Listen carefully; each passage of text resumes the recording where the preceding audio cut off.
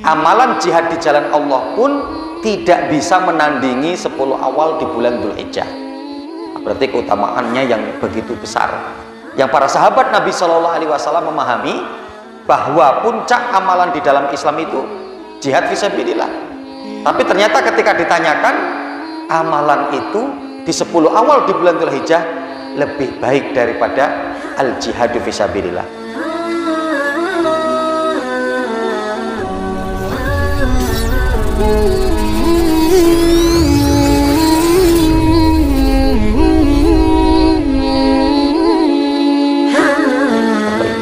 Bismillahirrahmanirrahim. Assalamualaikum warahmatullahi wabarakatuh. Alhamdulillahilladzi hadana li hadza wa ma kunna linahtadiya laula an hadanallah. Walhamdulillahirabbil alamin wa bihi nasta'inu ala umurid dunya waddin.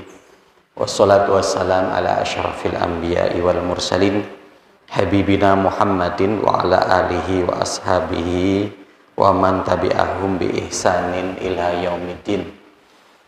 Usikum wa nafsi bi taqwallah azza wa jalla faqad fazal muttaqun wal mu'minun haitsu yaqulu Allah ta'ala ya ayyuhalladzina amanu taqullaha haqqa tuqatih wa la tamutunna illa wa antum muslimun.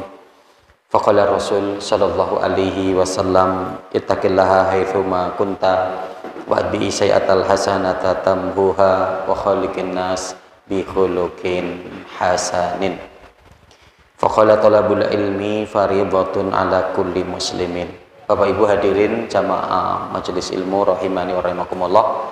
Alhamdulillah, bersyukur kita kepada Allah Subhanahu wa taala di kesempatan malam hari ini Allah mudahkan kita untuk hadir di masjid yang mulia ini, rumah dari rumah Allah Subhanahu wa taala.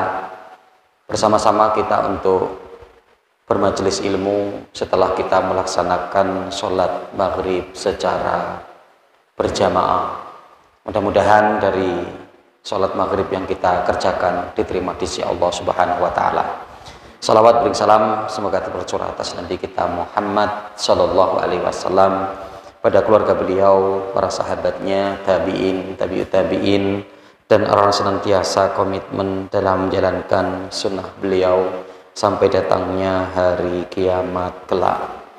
Allahumma la sahla illa ma ja'altahu sahla wa anta taj'alul hazna idza syi'ta sahla. Masyarul muslimin, Bapak hadirin jamaah majelis ilmu rahimani wa rahimakumullah. Di kajian yang baik ini kita akan coba untuk mengkaji terkait dengan memburu berkah di bulan Dzulhijjah, ya. Memburu berkah di bulan Dzulhijjah, di mana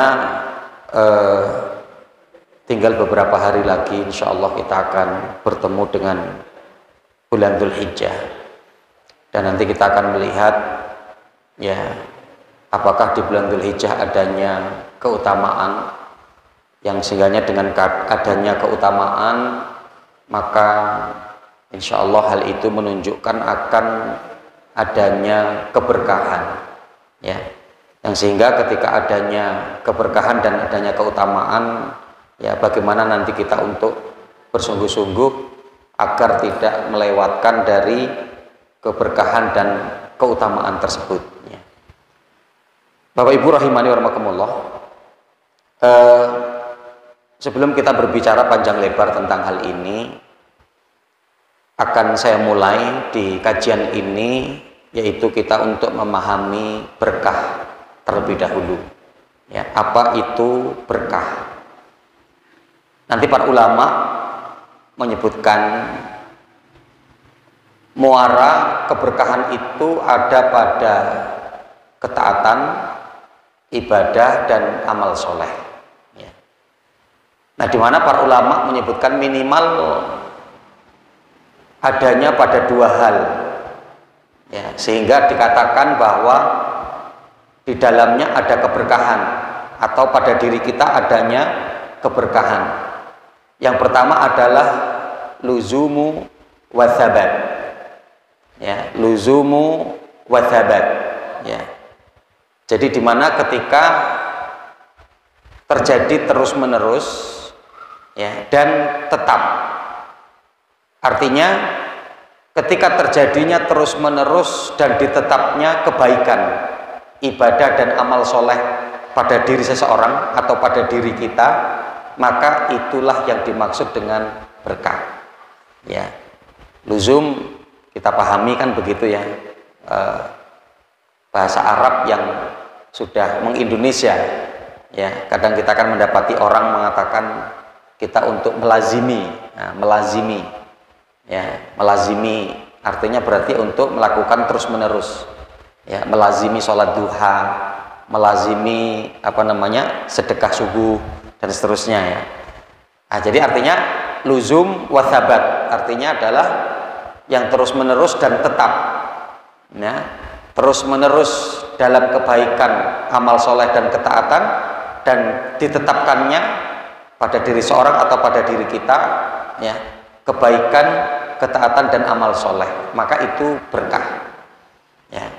Arti kedua atau yang kedua terkait dengan keberkahan adalah, ya, yaitu zada wanama, ya, zada wanama, ya, artinya ketika terjadi, ya, zada wanama, zada itu artinya bertambah, nama itu artinya berkembang, ya, jadi ketika bertambah dan berkembangnya kebaikan, ketaatan dan amal soleh, maka itu namanya berkah. Ya, baik itu terjadi pada seseorang atau pada diri kita, ya, berkembang dan bertambahnya amal kebaikan, ya, ketaatan dan amal soleh berarti berkah, gitu ya. Nah, masalah muslimin rahimani wa rahimakumullah, kita akan lihat, ya, terkait dengan keutamaan di bulan Dzulhijjah, ya. Nanti kita mendapati hadis Nabi Shallallahu Alaihi Wasallam yang diriwayatkan oleh Imam Abu Dawud, riwayat Imam Tirmidzi, ya, riwayat Imam Ibnu Majah, riwayat Imam Ahmad, ya, bahwa di mana Rasul Shallallahu Alaihi Wasallam menyebutkan terkait dengan keutamaan di bulan Dzulhijjah, Rasul mengatakan, "Ma min ayyamin al-amalu sholih fiha ahabbu ilallahi min hadhil ayyam," yakni ayyamul asyr. Qalu ya Rasulullah walil jihadu fi sabilillah. Qala walil jihadu fi sabilillah illa rajulun kharaja bi nafsihi wa malihi falam yarji min dalika bi syai'.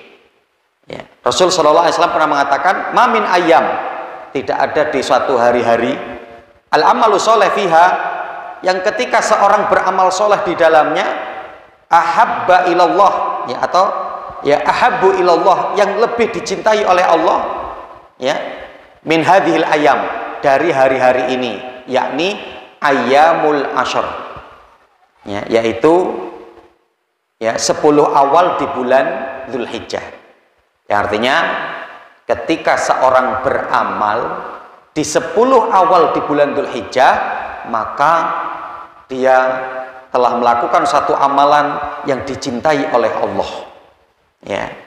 Maka dengan ketika Rasul menyebutkan akan keutamaan itu, para sahabat bertanya, walal jihadu fi sabilillah, ya Rasulullah, amalan 10 awal di bulan Dzulhijjah itu dapat ditandingi tidak dengan jihad fi sabilillah, ya. Maka Rasul mengatakan walal jihadu fi sabilillah, amalan jihad di jalan Allah pun tidak bisa menandingi 10 awal di bulan Dzulhijjah.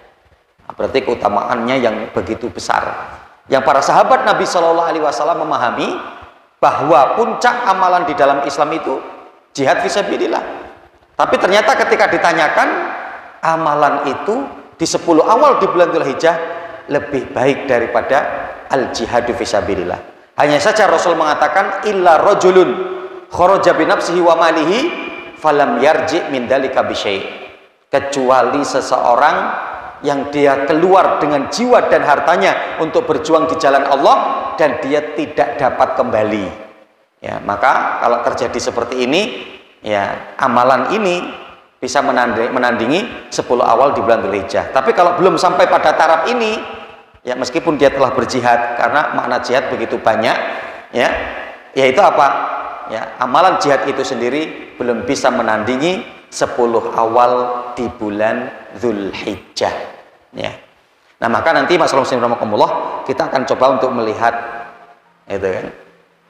Seperti apa sebetulnya keutamaan ya di 10 awal di bulan Dzulhijjah. Jadi di mana di bulan Dzulhijjah itu terutama keutamaannya itu berada di 10 awal di bulan Dzulhijjah.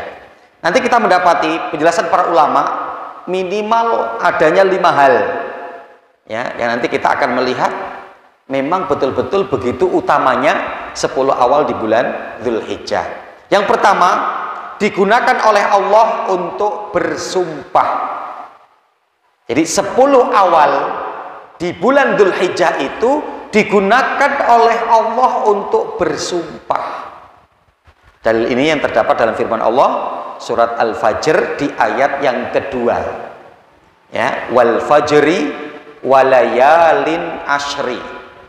Ya, dimana ketika Allah bersumpah demi waktu fajar, demi waktu subuh, dan demi malam-malam yang 10 atau demi hari-hari yang 10.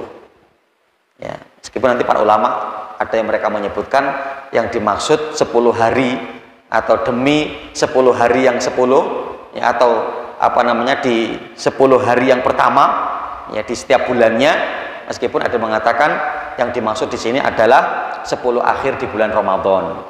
Ya. Ada juga mengatakan bahwa yang dimaksud di sini adalah ya 10 awal di bulan Ramadan.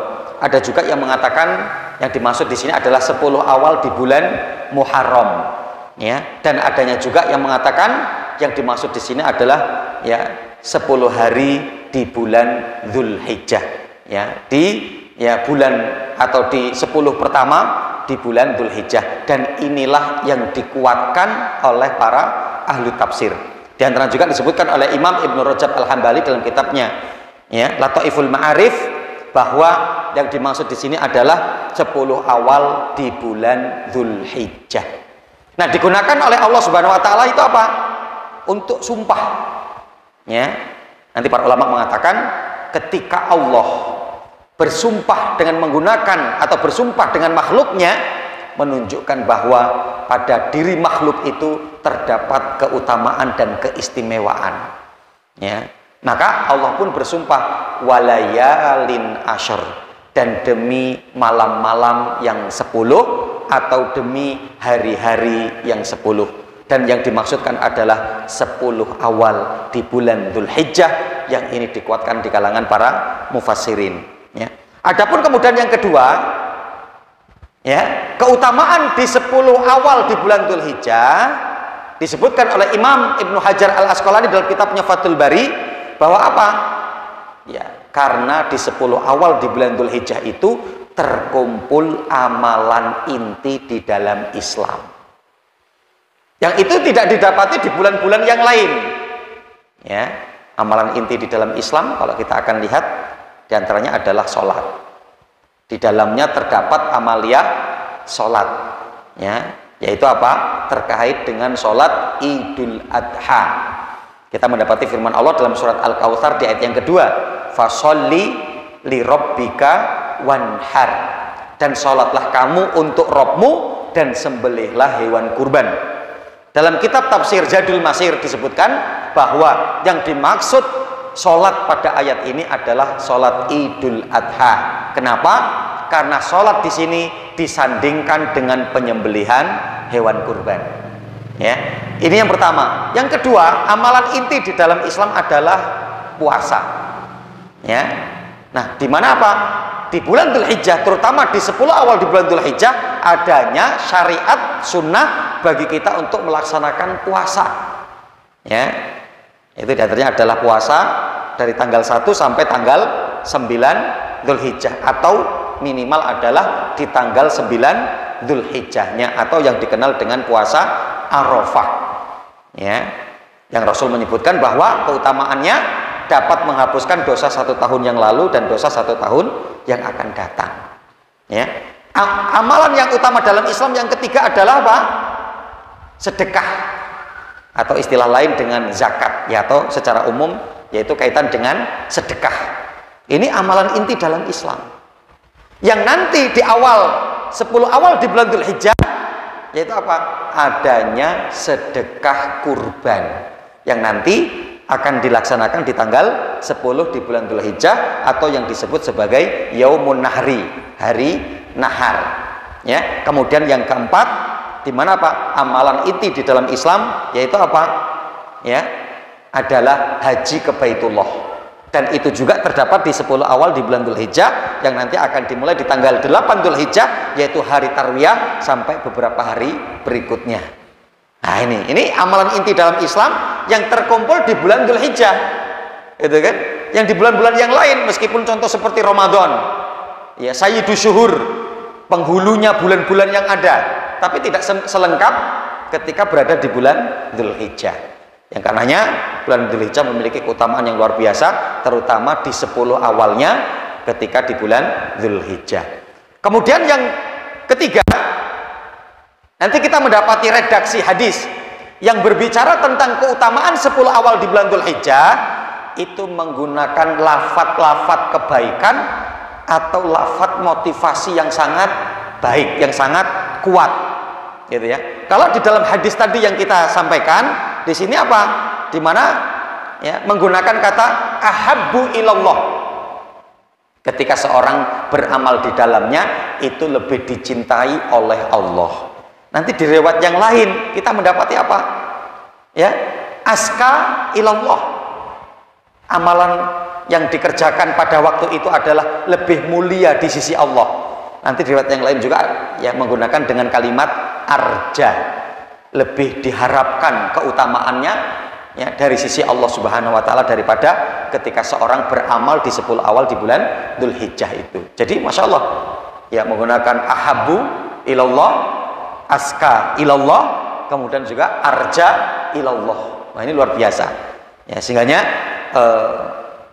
hadis yang menyebutkan tentang keutamaan 10 awal di bulan Dzulhijjah menggunakan kalimat-kalimat yang baik, kalimat-kalimat yang memotivasi baik kita, ya, kalimat-kalimat yang memiliki keutamaan yang sangat agung.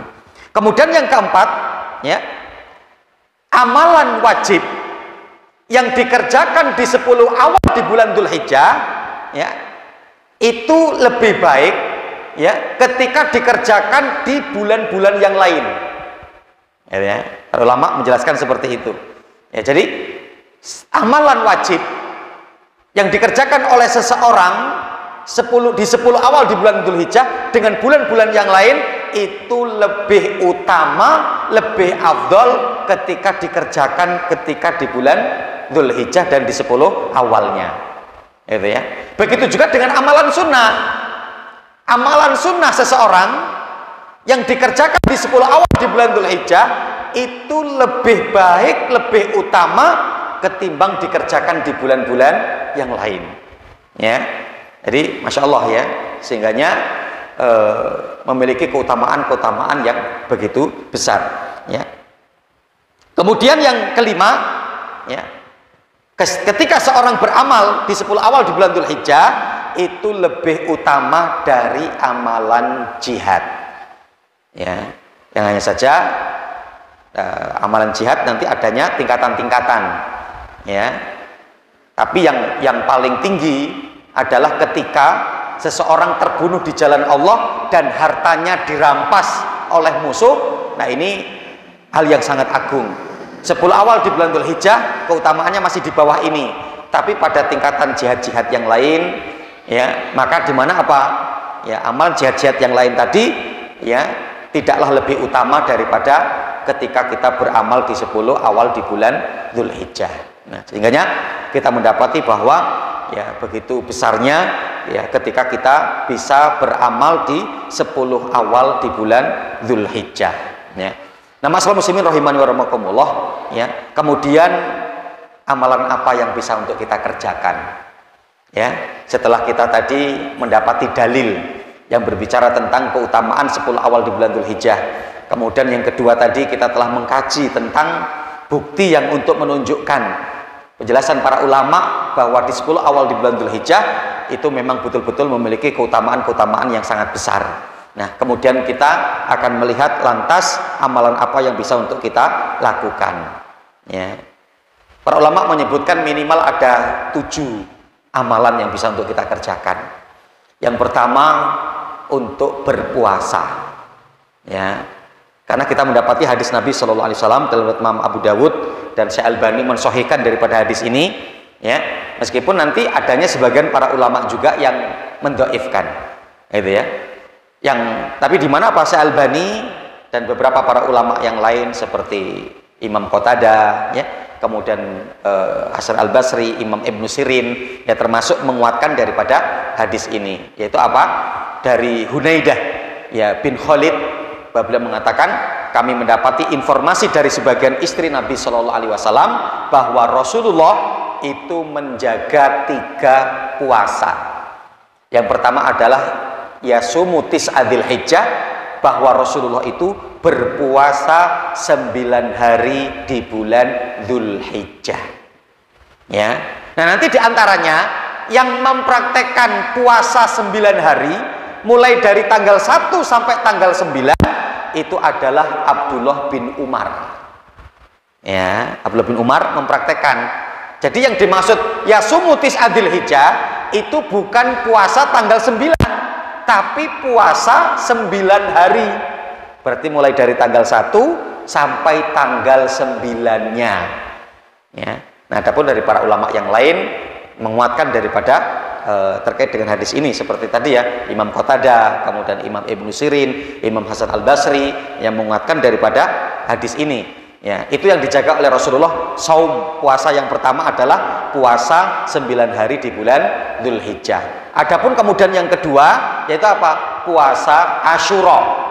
Puasa tanggal 9 di bulan Asyura atau di bulan Syura atau di bulan Muharram. Ya, meskipun nanti pada prakteknya ada yang mengatakan untuk 2 hari, ya, tanggal 9 dan tanggal 10. Ada juga yang berpendapat untuk milisi Yahudi maka berpuasa 3 hari, tanggal 9, 10 dan 11-nya, itu ya. Yang diantaranya nanti para ulama mengatakan kalau kita puasa 3 hari yang bisa jadi penetapan 1 Muharramnya salah, maka dari 3 hari ini pasti ada yang tepat tanggal 10-nya. Karena yang adanya keutamaan itu adalah puasa tanggal 10 di bulan Muharram, dan ini dijaga juga oleh Rasulullah. Nah, adapun puasa yang ketiga adalah puasa 3 hari di setiap bulannya, yang diistilahkan dengan saum ayyamul bid. Nah, di mana apa? Ini riwayat yang menunjukkan bahwa adanya amaliyah yang disunahkan, yaitu apa? Melakukan puasa. Dan nanti kalau kita mau mendalami terkait dengan hadis-hadis tentang hal ini, yaitu apa? Keutamaan puasa, ya, di 10 awal di bulan Dzulhijjah, ya, para ulama pun nanti berselisih pendapat. Karena adanya hadis dari Ibunda Aisyah yang mengatakan, saya tidak pernah mendapati Rasulullah berpuasa di bulan Dzulhijjah atau di 10 awal di bulan Dzulhijjah. Tapi nanti kita mendapati hadis dari Hafsah mengatakan bahwa Rasul Shallallahu Alaihi Wasallam selalu menjaga puasa 9 hari di bulan Dzulhijjah.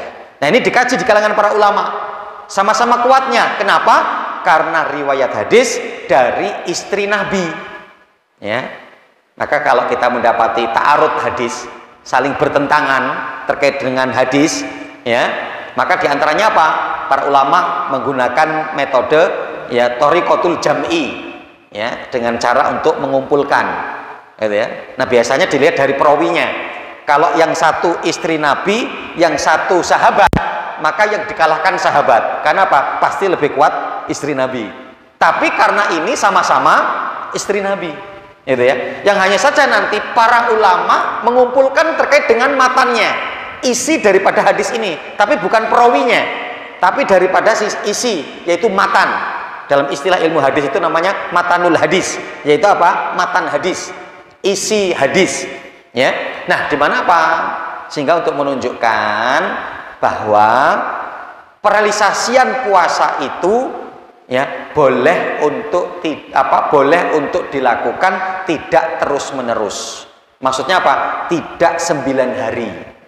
Ya, jadi nanti prakteknya ya bisa seperti mungkin puasa Daud, ya sehari puasa sehari tidak, tanggal 1 puasa, ya tanggal 3 puasa, tanggal 2 tidak, tanggal 4 nggak puasa, tanggal 5 nanti puasa, atau hanya mengambil beberapa harinya, boleh. Ya, yang minimal dengan ini jangan ditinggalkan puasa Arafahnya, karena dengan keutamaan tadi, ya siyamu Arafatin ahtasibu Allah ayyukaffira sana allati qablahu wasanah allati ba'dahu. Ya, dimana Rasul mengatakan puasa Arafah aku berharap di dalamnya, ya dengan puasa itu dapat menghapuskan dosa 1 tahun yang lalu dan dosa 1 tahun yang akan datang. Ya, yang sehingga puasa itu hanya 9 hari.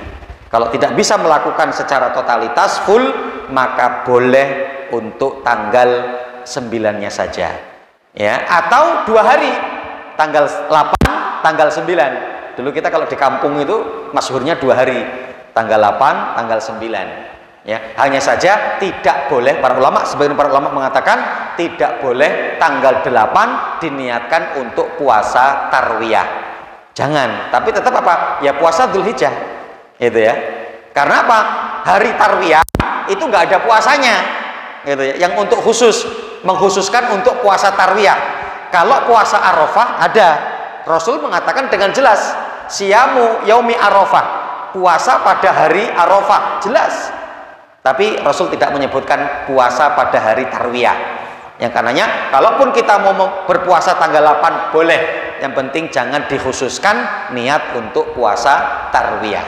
Nah ini, jadi 10 awal di bulan Dzulhijjah adanya yang disunahkan untuk kita, yang disyariatkan untuk kita, yaitu apa? Melaksanakan puasa. Ya. Adapun kemudian yang kedua, yaitu apa? Takbir dan zikir. Ya, atau secara keumuman yaitu apa? Untuk melakukan zikir. Ya, karena nanti kita mendapati dalam riwayat Imam Bukhari, ya, dari sahabat Abdullah bin Abbas, "Wadhkurullah fi ayyami ma'lumat ayyamul asyr." Ya. Banyak-banyaklah kalian untuk berzikir pada hari-hari maklumat, hari-hari yang maklum. Hari-hari maklumat itu yang dimaksudkan adalah ayyamul asyr, yaitu apa? 10 awal di bulan Dzulhijjah. Wa ayyamul ma'dudat ayyamut tasyrik. Dan banyaklah kalian untuk berzikir kepada Allah pada hari-hari makdudat. Hari-hari makdudat itu yang dimaksudkan adalah ayyamut tasyrik, hari tasyrik, tanggal 11, ya tanggal 10, tanggal 11 ya, tanggal 11, 12 dan 13. Yang sehingga para ulama nanti menyebutkan terkait dengan takbir di sini atau zikir di sini dibagi menjadi 2. Yang pertama adalah mutlak, ya, takbir secara umum yang tidak terikat dengan dalil, tidak terikat dengan waktu, ya, tidak terikat dengan tempat, yaitu apa? Memang untuk dimulai dari tanggal 1 Dzulhijjah sampai nanti hari tasyrik, bagaimana kita bisa untuk memperbanyak zikir kepada Allah. Minimal adalah di 10 hari pertamanya, mulai dari tanggal 1 sampai tanggal 10. Gitu ya. Adapun yang dimaksud di sini yang kedua, yaitu apa? Zikir muqayyad. Tadi kan zikir mutlak ya. Yang kedua, zikir muqayyad. Zikir muqayyad itu artinya adalah zikir yang terikat dengan dalil, zikir yang terikat dengan waktu, zikir yang terikat dengan tempat. Yang dimana apa? Ini untuk dilakukan pada hari nahar sampai nanti hari tasyrik, ya takbiran itu. Gitu kan? Maka takbiran itu di hari raya Idul Adha boleh sampai hari tasyrik terakhir tanggal 13. Yaitu apa? Di waktu asar. Yang sehingga para ulama pun berpendapat, di antaranya Imam Ibnu Hajar Al-Asqalani, yaitu apa? Bolehnya setelah sholat wajib kita untuk berzikir dengan mengeraskan suara bertakbir. Itu ya. Nanti adanya juga riwayat mengatakan sebagian para sahabat Nabi mempraktekkan setelah sholat sunnah.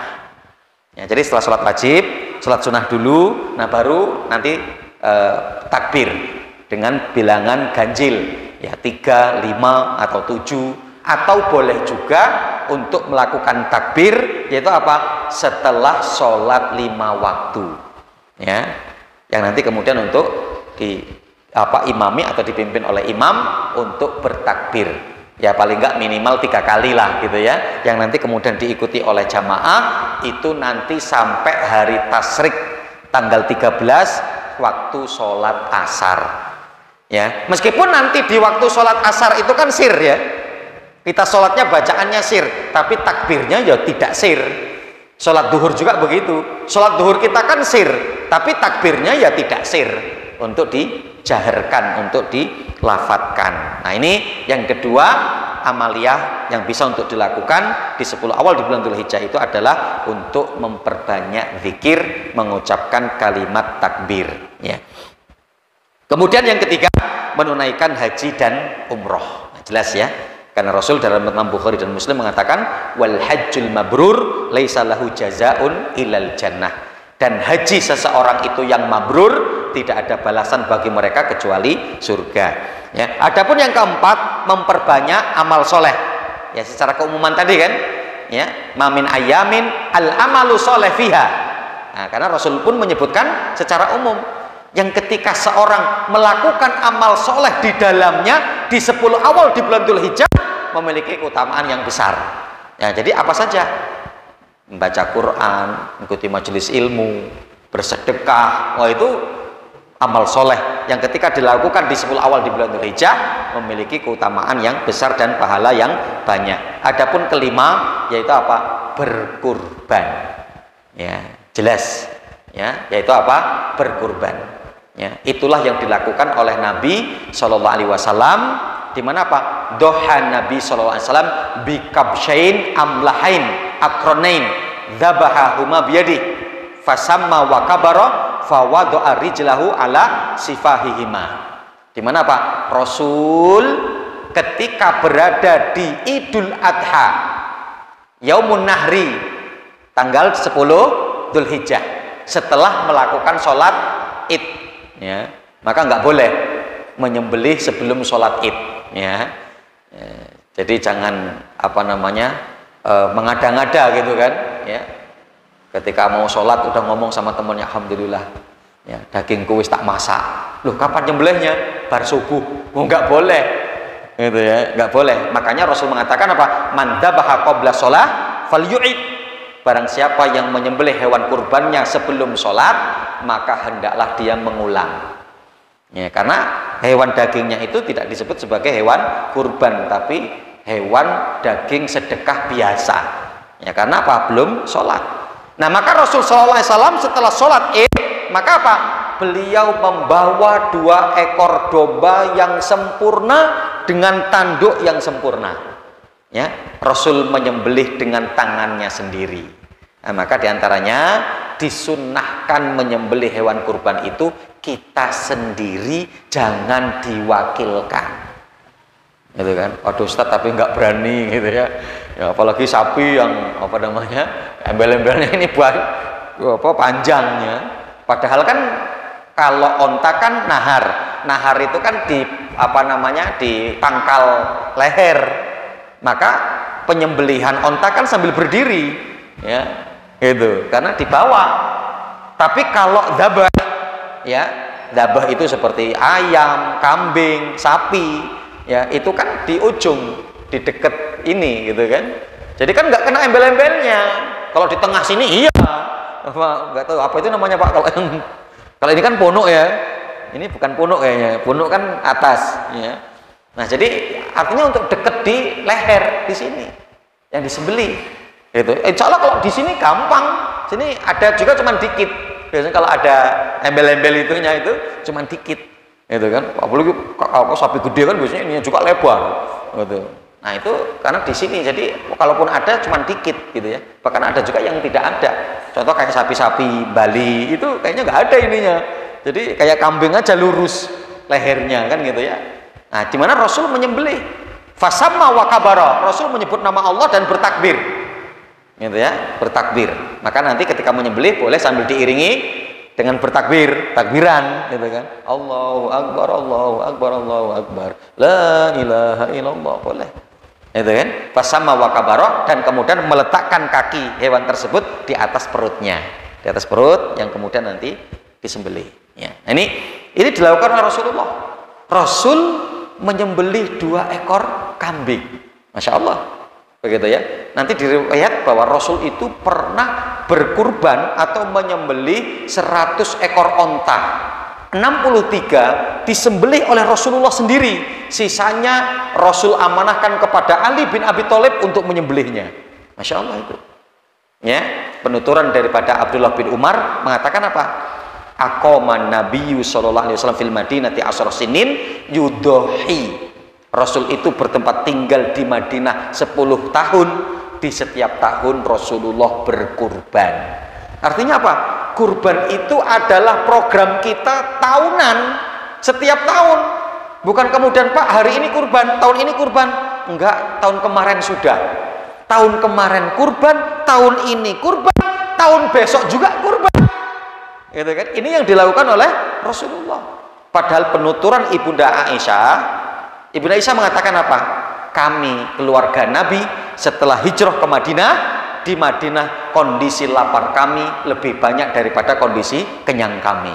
Masya Allah. Rasul sering laparnya ketika di Madinah, tapi apa? Beliau setiap tahun menyembelih kurban.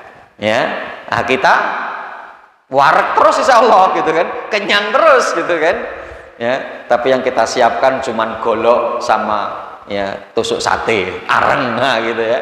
Nah, jadi harusnya apa? Kita juga ikut dalam berkurban, gitu kan? Bahkan nanti mazhab Syafi'iyah mengatakan sesuai hadis Rasul di dalam riwayat Imam Ibnu Majah, yaitu apa? Ya, man kana lahu sa'atun falam yudahi fala yaqrabana musallana. Barang siapa memiliki kemampuan untuk berkurban, tapi dia tidak mau berkurban, jangan sekali-kali mendekati tempat sholat kami, kata Rasulullah. Ini ancaman dari Rasulullah. Mazhab Syafi'iyah mengatakan apa? Orang yang tergolong saat mampu, siapa mereka? Orang yang memiliki uang yang bisa dia gunakan untuk membeli hewan kurban, kemudian ada sisanya itu cukup untuk makan 4 hari, tanggal 10, 11, 12, 13, maka berarti dia masuk dalam kategori mampu. Ya. Yang padahal apa? Untuk tingkat hewan ternak yang bisa kita sembelih, ya itu umur berapa minimal? Rasul di dalam Imam Tirmidzi mengatakan apa? La tadbahu illa musinnah illa an yaksura alaikum fatadbahu jada'aka minadh-dhani. Rasul mengatakan apa? Janganlah kamu menyembelih kecuali hewan itu adalah sudah poel giginya. Tapi kalau susah untuk mencari hewan yang seperti itu atau uangmu tidak cukup, maka apa kata Rasulullah? Boleh kamu untuk menyembelih jada'aka minadh-dhani. Jada'ah minadh-dhani, dha'nun itu adalah kambing domba. Jada'ah itu adalah minimal umurnya 6 bulan. Nah, coba itu. Ya, kita cek ke petani. Umur 7 bulan lah, gembel, berapa harganya? 1 juta, Ustaz. Jadi kalau kita punya uang 1.300.000, 300-nya cukup untuk makan kita dan keluarga kita 4 hari. Yang 1 jutanya kemudian untuk beli kambing tadi, maka berarti kita masuk dalam kategori sa'ah. Tapi Ustadz, aku nggak mau mencintai isin, nah, gitu kan? Bukan kecil lagi, gembel, ya, umur 6 bulan, apa, wedok lagi kan, apa namanya, betina, gitu, bukan jantan, waduh, ya kalau dibawa ke masjid malu, disembelih di rumah. Ya sebetulnya kan cara penyembelihan itu kan teknis saja. Ya terserah mau disembelih di mana gitu ya. Itu kalau untuk domba. Kalau untuk kambing apa namanya, kambing Jawa atau apa namanya al-ma'zu, para ulama mengatakan apa? Minimal usianya 1 tahun yang sudah bisa untuk digunakan untuk berkurban. Nah, ini amalan kelima, berkurban. Adapun kemudian yang keenam adalah bertobat kepada Allah Subhanahu wa taala. Boleh kita untuk banyak-banyak bertobat di 10 awal di bulan Dzulhijjah. Dan yang ketujuh adalah sholat Idul Adha yang nanti untuk dilaksanakan di tanggal 10 di bulan Dzulhijjah. Wallahu taala alam. Ada berapa menit ke depan mungkin? Lewat berapa, Pak? Isya. Oh, 5 menit. Ya, masih ada 5 menit. Monggo, kalau mungkin ada yang perlu ditanyakan. Silakan, Pak. Monggo, Pak.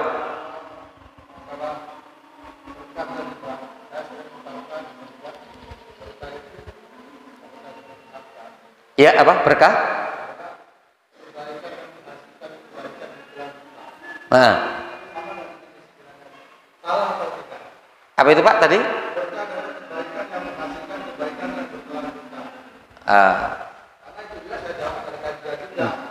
Ya. Ya. Alhamdulillah salatu wassalamu ala Rasulillah. Jadi itu sama Pak. Itu juga termasuk berkah. Karena kan artinya berkah itu bertambah dan berkembang. Artinya terus menerus dalam amal. Jadi ketika seorang itu beramal kemudian nanti terdorong lagi untuk beramal, maka itu juga ya termasuk dalam kategori adalah satu keberkahan. Bahkan diantaranya juga nanti itu lebih masuk dalam kategori kalau amal itu diterima. Jadi kalau amal itu diterima, itu dia akan terdorong untuk melakukan amal berikutnya, itu ya. Maka ciri-cirinya nanti begitu, ya. Ustaz, kita untuk menandai bahwa ya Ramadan kita diterima itu seperti apa? Ketika setelah Ramadan ibadah kita tetap semangat. Nah, artinya begitu. Itu artinya untuk menunjukkan bahwa Ramadan kita diterima oleh Allah Subhanahu wa taala. Seperti apa tanda-tandanya haji seseorang itu mabrur? Setelah dia pulang dari ibadah haji, ibadahnya semakin baik kepada Allah. Nah, itu berkah, artinya seperti itu. Itu artinya adalah di mana hajinya mabrur atau hajinya diterima. Karena dengan amal dia kemudian berikutnya mau beramal kembali, mau beramal terus dan seterusnya. Begitu, Pak. Wallahu a'la, wallahu taala a'lam. Yang lain mungkin kalau ada, silakan. Ya, moga Pak. Assalamualaikum warahmatullahi wabarakatuh.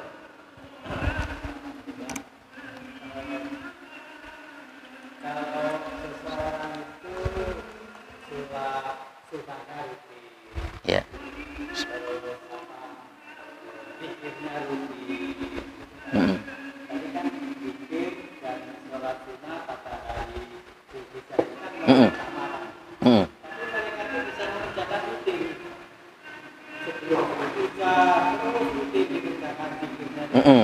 Ya.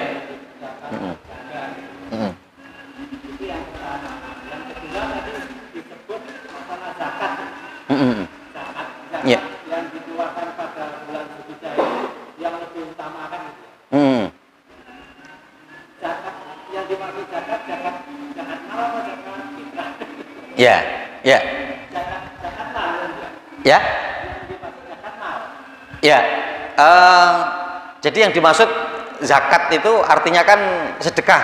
Secara umumnya sebetulnya begitu, Pak. Sedekah. Bukan. Karena nanti di dalam surat At-Taubah 103 Allah penyebutan zakat itu juga kan dengan sedekah. Khudh min amwalihim sodakotan tutahhiruhum wa tuzakihim biha. Gitu. Jadi artinya amalan utama itu ya bentuknya dia zakat atau sedekah. Yang artinya di 10 awal di bulan Dzulhijjah itu nanti adanya sedekah kurban, kan begitu. Adanya amalan utama. Itu. Wallahualam bishawab. Kemudian tadi Pak, yang pertama, jadi artinya ketika dia melazimi amalan sholat sunnah, melazimi zikir-zikir yang ada, ya tidak masalah untuk tetap terus dilakukan begitu. Atau kalau seumpamanya dia mau meningkatkan secara jumlahnya, secara kualitas, kemudian kuantitasnya, ketika berada di bulan Dzulhijjah, maka itu boleh, bahkan dianjurkan begitu ya. Yang hanya saja nanti secara otomatis pahalanya itu akan lebih yang dia lakukan ketika di 10 awal di bulan Dzulhijjah dengan ketika di luar daripada bulan tersebut, artinya seperti itu. Para ulama menjelaskan adanya keutamaan begitu. Wallahu taala a'lam, gitu Pak. Ya. Cukup Pak ya? Sudah habis ya? Atau masih ada waktu? Sudah Pak ya? Cukup, ini mungkin bisa kita kaji pada kesempatan kajian di malam hari ini. Mudah-mudahan memberikan satu kemanfaatan dan mudah-mudahan Allah Subhanahu wa taala sampaikan umur kita sampai di bulan Dzulhijjah dan kita dapat melaksanakan rangkaian ibadah ya yang ada di bulan Dzulhijjah dan kita betul-betul mendapatkan keutamaannya sehingga kita akan mendapatkan pahala yang melimpah ketika kita nanti berada di bulan Dzulhijjah. Aku qouli hadza, astaghfirullahi li wa lakum wa lisairil muslimina fi kulli jam'in subhanakallahumma bihamdika asyhadu an la ilaha illa anta astaghfiruka wa atubu ilaik. Kurang lebihnya mohon maaf, kepada Allah saya mohon ampun. Wabillahi taufiq wal hidayah. Wassalamualaikum warahmatullahi wabarakatuh.